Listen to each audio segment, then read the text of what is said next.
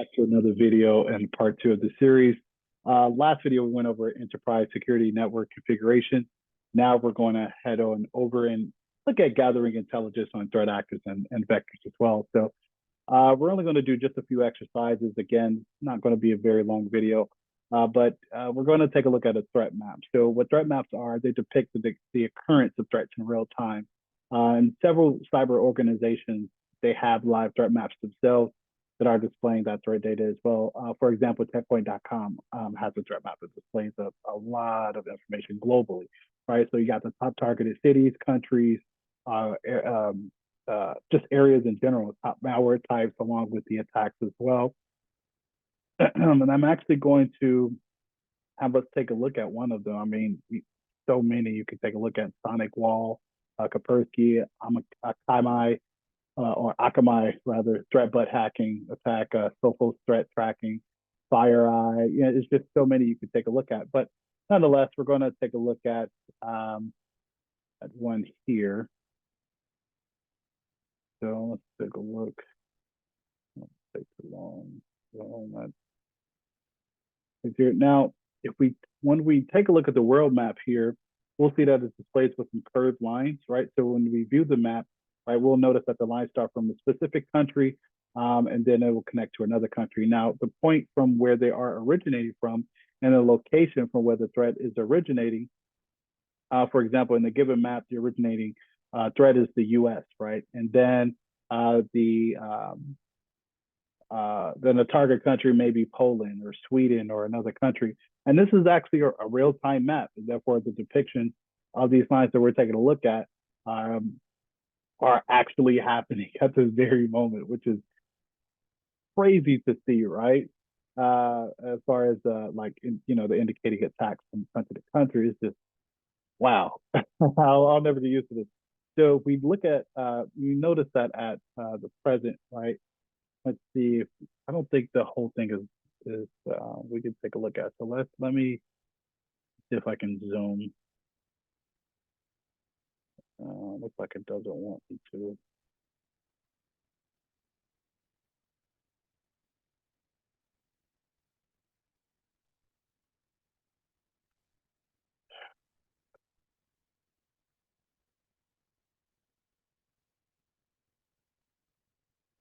I just need two more clicks. One more click. Now we see more information like we're supposed to. All right, nonetheless, so I wanted to get it down to about 67.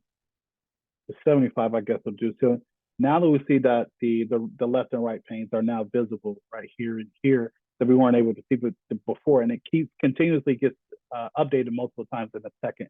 So these are, let's see if this goes away, if I can. So on both sides, they have, on this side rather, have the top targeted countries and the top targeted industries, right? And also the top malware types, right? And then on this side, of course, we have, let's see, intelligence. That's fine. I'll get to that in a second. But nonetheless, so let's actually take a look at the top targeted country, which is currently Ethiopia. It's interesting. I'm not sure what's going on with it. All right, perfect. And with this zoomed out, doesn't look as that great, but bear with me as far as the resolution. So now we see the display box right here, and we see the type of attack. So we have bank Trojans, botnets, crypto miners, mobile, ransomware, is just so many different types of attacks, because these are only the top ones, right? So there's some others that's going on that's just not seen on this particular one. But I just wanted to give an overview of a cyber threat map for the most part. Oh wow, I don't know what's going on with this map, but nonetheless, we can move forward with taking a look at also some vulnerability databases, going over the CVSS score and everything, right? So it's true that all software, right? Application software, infrastructure, systems, right? Sometimes hardware, they all have vulnerabilities, right? Because they're just as perfect as the people who made them, right? None of us are perfect, so there is no machine or software application, that is perfect as well. So some vulnerabilities, they may just not be discovered yet, unfortunately, and others, some are well known, right? And then that's where you see the CVSS score being pretty high, right? There's a lot of sources of threat intelligence available to us across the internet, including the live threat map that we're taking a look at here. So a lot of them are, when I say them, vulnerabilities are usually published in an online searchable database, right? So it's called the National Vulnerability Database, and it's easily accessible, right? And maintained by the National Institute of Standards and Technology, and otherwise known as IST. I'm sorry, NIST, right? So which is part of the United States Department of Commerce, interestingly enough. So the database is just much more than a list, right? It's a lot of complex scoring and evaluation system and details on thousands of known vulnerabilities, right?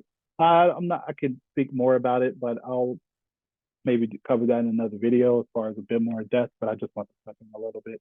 So we're actually going to take a look at the CVSS, right? So when you find vulnerabilities within your infrastructure, you would probably not know how to rank it as far as to determine what the score should be based off the vulnerability that was found, right? For example, a score of 10 to a vulnerability would, of course, make it severe. That's the highest you can get. And it would be, you can guess that it's being actively exploited in the wild if it is a 10, right? Between at least 9.5, 9.8 to 10, right? And you can also use the CVSS calculator that's also available to calculate the score. So we're actually going to take a look at doing that. So I'm going to head to the site here. You know what? Let me just refresh it. It's not acting right.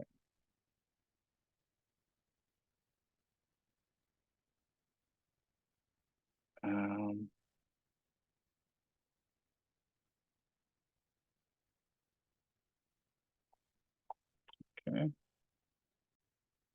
All right. So now we have the Common Vulnerability Scoring System version 2.0 calculator.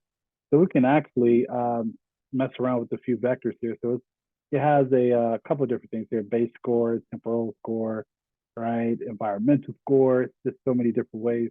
As I mentioned earlier, it's kind of complex as far as the what goes into the scoring system itself, right? So let's actually take a look at the base score. Let's just choose a few things. So let's take a look at network.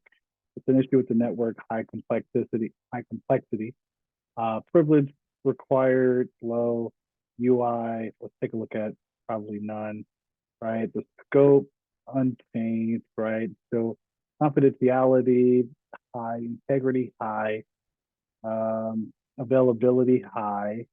So that gives us a score of 7.5. That's pretty up there, right? I mean, this is definitely a cause of concern that needs to be put on the priority list. And it may not be actively exploited in the wild, but if it does, it could get pretty bad, right? So we can actually change a few of these. We can actually watch the score change itself. So we do low confidentiality, let's say low integrity, low availability. I could completely change the score as far as at least what's on the priority list, right? As far as if it's actively exploited, all right, a couple pieces of data get taken. It's not something that we want, right? But if it gets exploited, then it's just something we just gotta,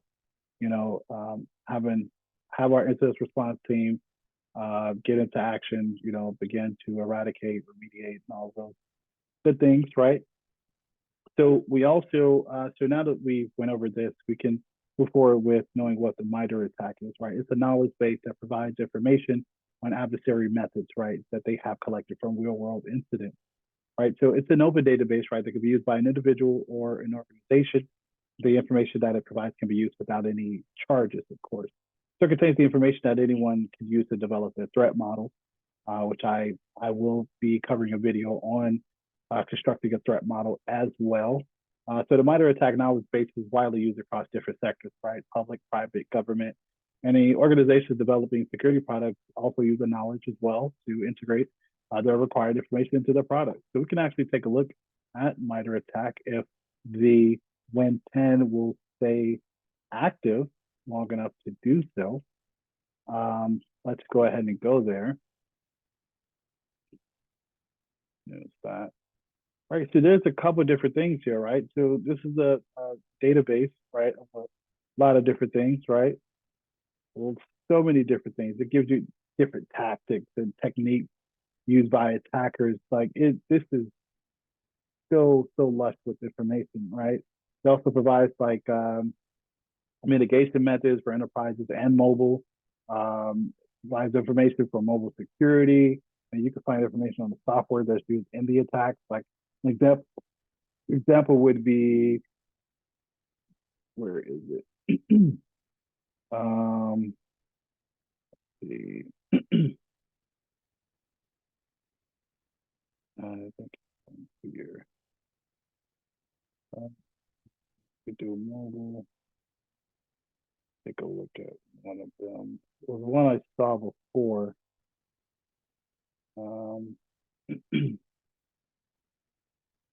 Actually, you know what? I know where it is. Might be.